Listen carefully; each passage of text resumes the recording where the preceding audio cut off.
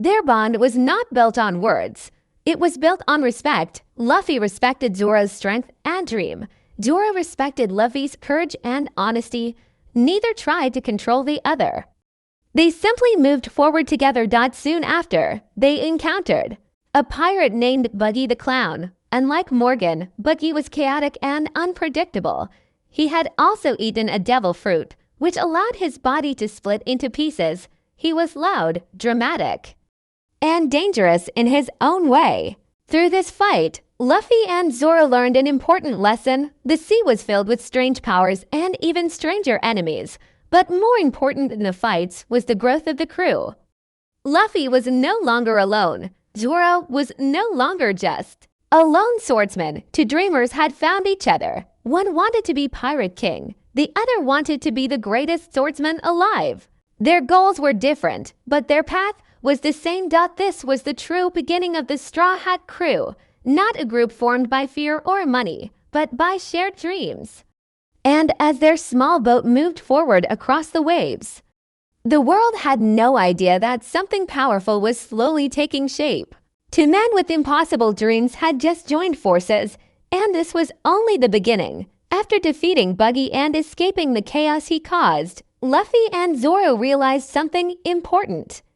Strength alone was not enough to survive the sea. They needed someone who could guide them across it, someone who understood maps, currents, and weather. That is when they met Nami. Nami was clever, sharp, and always thinking 2 steps ahead. She introduced herself as a navigator, but she also made one thing clear. She hated pirates. Still, she worked with them when it helped her. She stole from them when it was useful. She trusted no one. When she first met Luffy, she saw him as just another pirate she could use. Luffy, on the other hand, instantly decided she would join his crew. He did not care that she insulted him. He did not care that she stole from him. He simply believed she belonged with them. Nami agreed to travel with them, but only for her own reasons. She wanted to gather as much money as possible. She was obsessed with treasure. Every gold coin mattered to her. While Luffy chased dreams, Nami chased money. It created tension. But it also added balance. She was practical where Luffy was reckless. She thought ahead while he jumped into danger without a plan. Their journey led them to Syrup Village, where they met Usopp, a loud storyteller who claimed to be a brave warrior of the sea. At first, he seemed like a joke. He lied constantly. He exaggerated everything. But behind the lies was a lonely boy trying to protect his village. When a former pirate named Captain Kuro planned to secretly attack the village and steal a young woman's fortune, Usopp was the only one who knew the truth. No one believed him because of his past lies. Luffy believed him. That simple trust changed everything. Together, they fought Kuro and stopped the plan. Usopp, who had always dreamed of becoming a brave warrior like his father, finally took a real step forward. He decided to leave the village and join Luffy's crew, not because he was fearless, but because he wanted to become fearless. Now the crew had 4 members, a captain with a wild dream, a swordsman with a promise to keep, a navigator hiding something deeper, and a sniper learning to be brave. They finally had a real ship gifted to them by Kaya as thanks for saving her life. It was small but strong, and for the first time, it felt like they were truly sailing towards something bigger. But Nami was still distant. She laughed with them sometimes. She helped guide the ship. But her eyes often drifted toward the horizon, like she was counting something invisible. She kept stealing maps and treasure in secret. And then one night, she disappeared. She stole their ship and all their money. Zoro was furious. Usopp felt betrayed. But Luffy did not look angry. He did not look shocked. He simply said that Nami would not betray them without a reason. He trusted her completely. Even after everything, they tracked her down to a place called Arlong Park. That was where the truth came out. Nami had been working under a powerful fishman pirate named Arlong. He ruled her home village through fear. Years ago, he had invaded her island and forced her to draw maps for him. In exchange, he promised to free the village if she could pay him a huge amount of money. Every coin she stole, every treasure she chased was not for greed, it was for freedom. When the villagers discovered her secret deal, they decided to fight. Arlong themselves, they did not want her to carry the burden alone anymore, but they were no match for him. Watching them prepare for certain death broke Nami's heart. She stabbed her own arm, trying to remove the mark that tied her to Arlong. Years of pain finally exploded out of her. She fell to her knees in front of Luffy, and for the first time, she asked for help. Luffy did not ask questions. He did not demand explanations. He placed his straw hat on her head, just like Shanks once did for him. It was his most precious treasure. Giving it to her meant trust. It meant protection. It meant she was not alone anymore. Then he stood up and walked toward Arlong Park. This was no longer about treasure. This was no longer about adventure. This was about freeing a friend. And when Luffy fights for someone he cares about, nothing in the world can stop him. Arlong Park stood like a symbol of fear over the entire village. Tall walls, heavy gates, and fishermen guards who looked down on humans as if they were nothing. For years, the people there had lived under control. They paid money just to stay alive. They smiled in public but cried in private. And at the center of it all was Arlong, a pirate who believed fishmen were born superior and humans were meant to serve. When Luffy, Zoro, Usopp, and Sanji walked toward the park, they were not thinking about fame or treasure. They were thinking about Nami. She had carried the pain alone for years. Now it was their turn to carry it with her. The fight began outside the gates. Each member of the crew faced a different opponent. Zoro, still injured from earlier battles, pushed himself beyond his limits. His body was weak, but his will was sharp. Every swing of his sword showed why he dreamed of becoming the greatest. Usopp faced a fishman who was stronger and faster than him. He was scared, and it showed. But instead of running, he used his creativity. He used tricks, lies, and smart thinking to win. He did not become fearless that day, but he proved that bravery is not the absence of fear. It is fighting even when you are afraid. Sanji fought underwater, where fishmen had the advantage. As a cook, people often underestimated him, but he fought with power and precision, protecting his friends while staying calm under pressure. His kicks were fast and sharp. He never forgot his role, feeding the crew and defending them. Inside the tallest building, Luffy faced Arlong alone. Arlong mocked humans. He mocked Nami's dream. He mocked Luffy's belief in freedom. He said humans were weak and always would be, but Luffy did not argue. He did not debate. He answered with action. The fight was intense. Arlong's strength was terrifying. His teeth could crush stone. His skin was tough like armor. He threw Luffy through walls and floors. For a moment, it seemed like even Luffy's rubber body might not be enough. But Luffy stood back up every time, because this was not just a fight, it was a promise. When Arlong bragged about owning Nami and controlling her talent, something in Luffy snapped. He did not see Nami as a tool. He did not see her as weak. He saw her as his navigator, his friend, his crew. With one final, powerful attack, Luffy destroyed the building itself. Arlong Park crumbled around them. The room where Nami had been forced to draw maps for years collapsed into dust. It was more than just a victory. It was freedom breaking through stone. When Arlong was finally defeated, the silence that followed felt different. The villagers slowly realized the nightmare was over.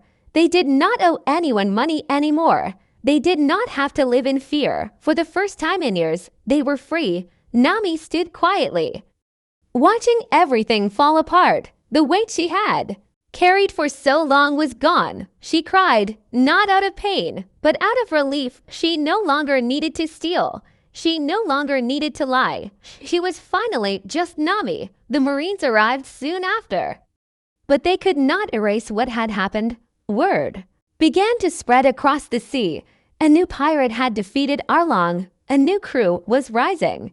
And for the first time, the world government took notice of Monkey D. Luffy. Soon, wanted posters were printed. Luffy received his first bounty. It was proof that the world had started to see him as a threat. But to Luffy, it was just another step forward. Back on their ship, the crew shared a quiet moment together. They laughed, they argued, they dreamed. Each of them had joined for different reasons. But now they were connected by something stronger than gold. Luffy stood at the front of the ship, his straw hat resting on his head. He looked toward the horizon where the Grand Line waited, the most dangerous sea in the world. That was where the One Piece was hidden. That was where legends were made. He smiled. The East Blue was only the beginning. The real adventure was just about to begin. One man died smiling and changed the world forever. His last words were not about fear, not about regret, but about treasure. A treasure so great that pirates from every corner of the sea risked their lives to find it. That treasure is called the One Piece, and this is where the story truly begins. The world of One Piece does not begin with Luffy. It begins with a man who conquered everything the sea had to offer. His name was Gol D, the Pirate King. He sailed across the most dangerous waters, reached the final island, and found a treasure no one else could reach. But instead of dying in battle, Roger was captured by the Marines. The government wanted to make an example out of him. They wanted to end piracy forever by executing the greatest pirate alive. On the day of his execution, people gathered from everywhere. Some came to celebrate. Some came to witness history. Some came because they were afraid. The Marines believed this would end the pirate era, but they were wrong. Just before he died, Roger laughed. He did not cry. He did not beg. He smiled, and when someone in the crowd shouted, asking where his treasure was, Roger gave an answer that shook the world. He said that if anyone wanted his treasure, they could find it. He left it all in one place. And just like that, he gave birth to the great pirate era. After that day, the seas were never the same. Pirates began rising everywhere. Some were cruel. Some were greedy. Some were just chasing fame. The Navy tried to control the chaos, but it only grew worse. The idea of freedom pulled people toward the ocean. The dream of becoming the next pirate king became the biggest dream in the world. Far away from the chaos of that execution, in a small and quiet village called Fuchsia Village, a young boy watched the sea with shining eyes. His name was Monkey D. Luffy. He was not strong. He was not special. He was just a loud, stubborn kid who believed in something bigger than himself. While other children played normal games, Luffy talked about pirates. He did not see them as criminals. He saw them as free to sail, free to choose their own path, free to live without fear. Luffy's life changed the day a pirate crew docked in his village. They were not like the stories people told. They did not burn houses or steal from villagers. They laughed, they partied, they told stories about the sea. Their captain was a calm and confident man named Shanks. He wore a straw hat and carried himself like someone who feared nothing. Luffy was drawn to Shanks instantly. He followed him around. He begged to join his crew. He wanted to sail the sea right away. But Shanks always refused. He told Luffy that the sea was not a playground. It was dangerous. It was cruel. And only those ready to risk everything should step into it. But Luffy did not care about danger. He cared about freedom. He wanted to chase the One Piece. He wanted to become king of the pirates. And even though he was just a child, his eyes carried the same fire that once burned in Gol D, that small village. That stubborn boy and that passing pirate crew were about to shape the future of the entire world. The great pirate era had begun. And somewhere in that quiet place, the next storm was quietly growing. Luffy's life changed forever because of one careless bite inside a small bar in Fuchsia Village. Shanks and his crew were laughing like always. They were loud, relaxed, and completely at home. But that day, they had something special with them. A strange fruit locked inside a chest. It did not look normal. Its skin had strange swirls, and it looked almost fake, like something out of a dream. This was no ordinary fruit. It was a devil fruit, a treasure of the sea that gives a person powerful abilities in exchange for one cruel price. The ability to swim is taken away forever. Luffy did not know any of this. To him, it was just food. While the pirates were distracted, he grabbed the fruit and took a big bite. It tasted awful, so bad that he almost spit it out. But it was too late. The power had already entered his body. Soon after, something strange began to happen. When Shanks grabbed him, Luffy's body stretched like rubber. His arm pulled far beyond what was normal. Everyone froze. The fruit was gone. The power was real. Luffy had eaten the gum fruit. At first, it seemed funny. Luffy laughed. The pirates laughed, but Shanks did not. He knew what this meant. Luffy could never swim again. For a boy who dreamed of the sea, this was dangerous. The ocean is life for pirates, but it is also death. One fall into the water, and Luffy would sink like a stone. But Luffy did not regret it. Instead, he became even more excited. He believed this power would help him become king of the pirates. Soon after, trouble arrived. A mountain bandit named Higuma stormed into the bar. He insulted Shanks. He threw drinks on him. He tried to start a fight, but Shanks did nothing. He simply smiled and cleaned himself up.